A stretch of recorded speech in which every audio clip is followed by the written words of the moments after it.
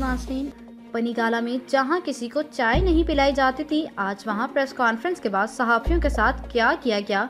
बुशरा बीबी के साथ तब्दीली भी आ गई। कप्तान की तीसरी शादी, वलीमा अभी हुआ नहीं लेकिन मिठाई तकसीम की गई।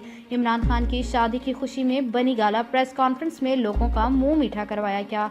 इमरान खान ने आज प्रेस कॉन्फ्रेंस की थी। बनीगाला में वलीमा से पहले ही मिठाई तकसीम की गई। इमरान खान ने तीसरी शादी तो कर ली लेकिन वलीमा अभी नहीं किया। आज जब सहाफियों ने इनसे कहा कि आपने शादी तो कर ली लेकिन मुंह मीठा नहीं करवाया, तो इमरान खान ने कहा कि प्रेस कॉन्फ्रेंस के बाद आप तमाम लोगों का मुंह मीठा करवाया जाएगा। ताहम बनीगाला के इर्द गिर्द के लोगों को भी काफ़ी बड़ी तादाद में यहाँ जमा होना शुरू हो गए थे। प्रेस कॉन्फ्रेंस के बाद पार्टी के कारकुनान ने तमाम लोगों का मुंह मीठा करवाया।